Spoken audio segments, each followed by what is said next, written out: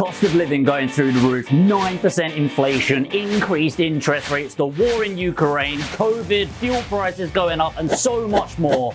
Will the property market survive the recession?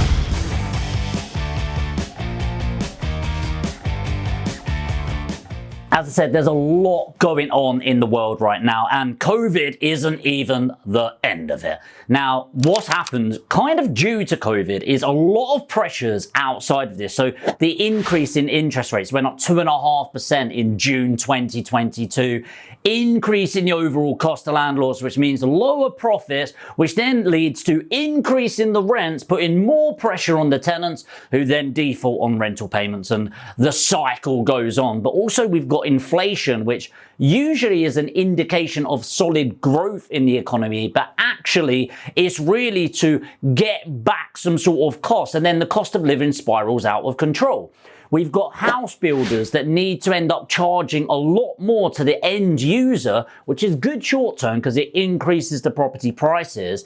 But the reason they're doing that isn't to increase their profit margins, it's to maintain their profit margins. With the cost of timber, the cost of containers and imports that are coming over by 300% increases, means that everybody is struggling with these rises of costs that impacts us on the cost of the day-to-day life. The other thing is labor shortage, and I'm not talking about every single job out there, but in the main, there are far more jobs going and people looking for talent right now than there is talent available.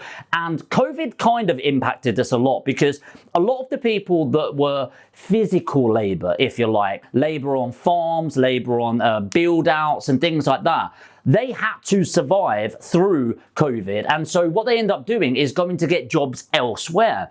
And then, that could be online. Maybe they're doing a bit of a side hustle, whatever it is. But so a lot of those workers have now gone into the digital space. That's good if you're hiring people in the digital space. Not so good for the farmers who now have to pay over the odds to attract labor back in order to produce the food that the supermarkets need and we need to survive. What does that mean? They then need to pass that charge on to the supermarkets. And what do?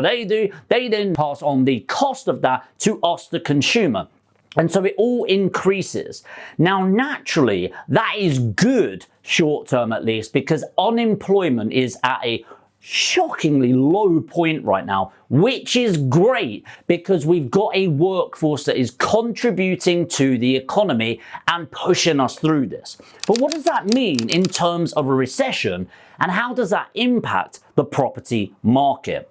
Well, a recession comes about where you have 2 or more quarters of decline in GDP, gross domestic product. What this essentially means is, are we growing or are we declining as a country? Now, there's been a huge impact over the last few years. You'd think we are tumbling down and all these telltale signs, right? Well, no. A lot of people talk about the market as, we've already seen a turn. I've already seen a softening of the market, but that is not a bad thing. I will repeat that. That is not a bad thing.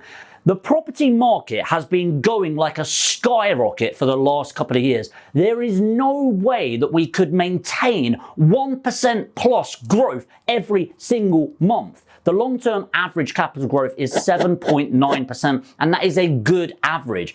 Anything conservatively, I would say 5% growth a year is a good amount of growth because you've got the leverage on all of the debt as well.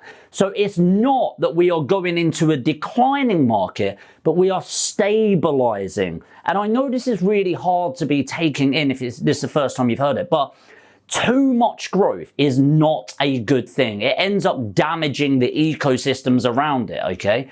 Nor obviously going too down is a bad thing. What we want is a decent growth point, and we're looking at that sort of 5% to 8% growth per annum, and that's going to be a really great investment. So the fact that the market has cooled down a little isn't a bad thing at all. So where does this leave us in terms of a recession? Well, if you believe in the 18-year property cycle, which I myself do, then the likely recession point is going to be towards the end of 2026. So we actually should have quite a good few years of growth ahead of us. So now is the best time to be getting invested in property. And what happens around the recession is what we're going to talk through now. The property market is quite unique in the fact that it's how we go into a recession that actually impacts property in general. The other thing that we need to factor in is that there's two parts, main parts, of being a property investor. There's the capital appreciation of a property, and then there's the rental appreciation. And really, we make money in those two ways, the value of the property and the rent that's coming in. But the value of the property going up is what makes us all millionaires in property. Yay, kind of cool. Not really.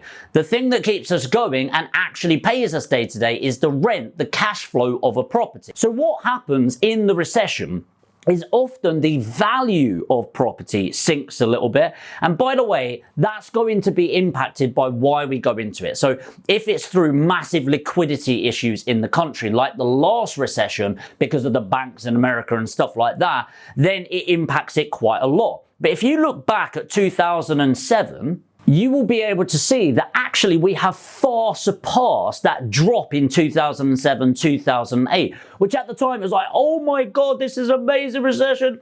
It really wasn't that bad. It's just not that big of a deal. It's a blip in the radar in the grand scheme of things. But when we go into the next recession, and it is a when, by the way, actually it's very unlikely to be based around liquidity issues. I think it will be due to an oversupply of labor in the market. And so what happens is, it's very quick how this happens as well, by the way. There's hardly any labor. People overpay for labor. Then what happens is companies start looking at it and going, actually, now that there's an abundance of labor, which really does turn, they start looking at their workforce and going, we are overpaying for this. And actually, there's more supply of jobs now than people actually looking for them. And then they look at it and go, actually, there's more demand for jobs now than jobs available. And so what often happens is they look at the current workforce and just say, hey, we need to look at productivity measures. You're not facilitating this. And either they exit them, which is normal, or they say your productivity needs to improve. And often what happens is people let go, they realize that actually the jobs out there just aren't paying what they used to. People are getting them at a discounted rate, if you like. But what happened to those individuals? Do most people go, hey, I'm actually getting paid way more than I should be, or I could be, whatever it is. What do I do with my lifestyle? Well, most people don't go, oh, I'm just going to chill, I'm going to save that money away for a rainy day. No, they go, tell you what, I'm going to upgrade the car. I'm going to upgrade the house, upgrade their life. And actually what this does is it puts pressure on people and then it all crumbles down around us. So I think that will be the back end of 2026, start of 2027.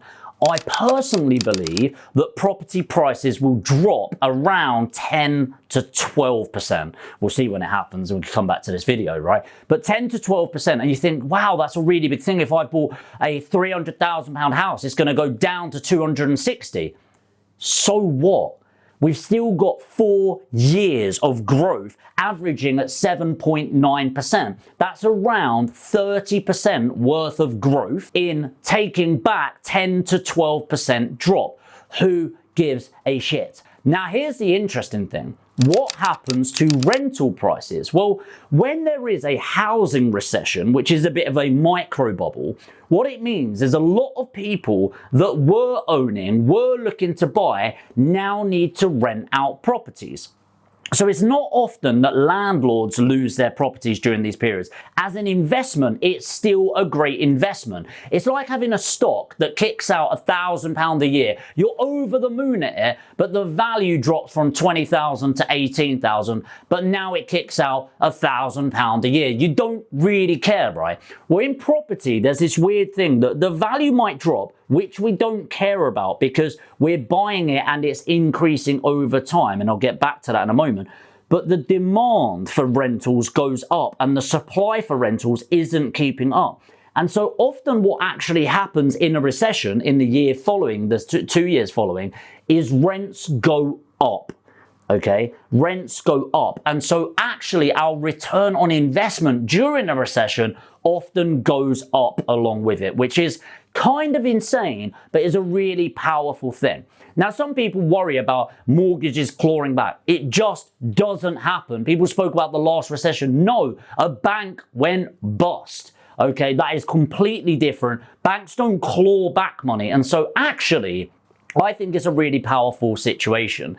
And I know this sounds really brutal. It is brutal, but speaking from a property investor mindset here, is this really divides property investors. You've got the people that just shouldn't be in property, that are worried about the market going up, down. It doesn't matter. You don't wait to buy a property, you buy property and wait. So Warren Buffett says, buy when people are selling and sell when people are buying. What happens when the stock prices drop is a lot of people go into panic mode. Oh my God, sell it off at a discount, cut my losses. Whereas people like Warren Buffett, the smart people of the world, rub their hands together and see it as an opportunity to buy at a discount. But hey, that's just my opinion. I am a massive optimist about property, and the reason around this is it's a need. We all need a roof over our head. And I know there's a lot of people, so obviously a recession is going to be horrible for when it does happen. But for me, right now, I am buying as much as possible, because you know what? I don't know for a fact